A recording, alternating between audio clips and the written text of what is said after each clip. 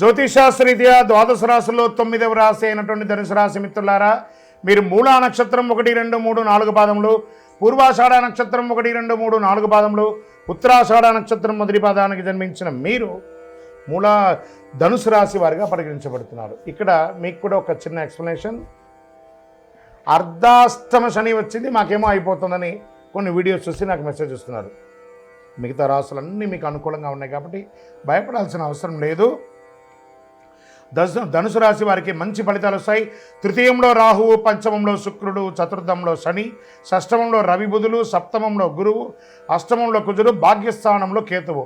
అర్ధాష్టమ శని యొక్క దుష్ప్రభావాలను బృహస్పతి మరియు రాహు సహాయముతో, శనిగ్రహానికి బృహస్పతి యొక్క చతుర్దశ కోణం, బంధువర్గ సహకారంతో చక్కటి వివాహ సంబంధాలు లభిస్తుంది.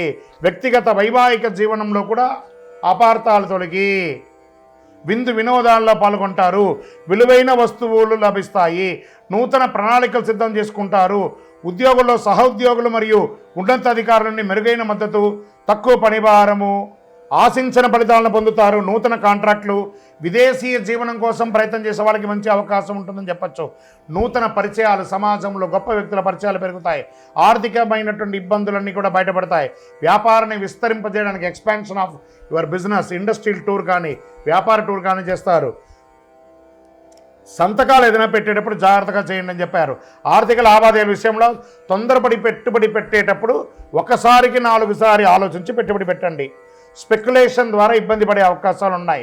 స్థిరాస్తులు కొనుగోలు చేసేందుకు ప్లాన్ చేసుకుంటారు. లోన్ పర్మిషన్స్ అవన్నీ వస్తాయి.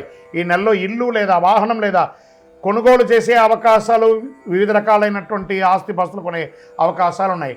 ప్రథమార్థంలో వాహనాలు మరమ్మత్తు, ఇంటి మరమ్మతులు, వాస్తుపరంగా చక్కదిద్దుకోవడం ఇవన్నీ జరిగే అవకాశాలు ఉన్నాయి. ఆస్తులకు సంబంధించిన పత్రాల విషయంలో అత్యంత గోప్యంగా ఉంచండి. మొహమాటం వల్ల నష్టపోతారు. అనవసరపు చర్చలు, వివాదాలకి దూరంగా ఉండడం మంచిది. ఈ మాసాల్లో ప్రయాణాలు లాస్ట్ వీక్ ఆఫ్ జూన్లో కాస్త జాగ్రత్తగా ఉండండి. రక్తము, ఎముకలకు సంబంధించిన ఆరోగ్య సమస్యలు వచ్చే అవకాశాలు ఉన్నాయి. విద్యార్థులకు విజయవంతమైనటువంటి పరీక్షలు, ప్రతి పనిలోనూ విజయం సాధిస్తారు. ఉపాధ్యాయుల నుండి మంచి లబ్ధి పొందుతారు.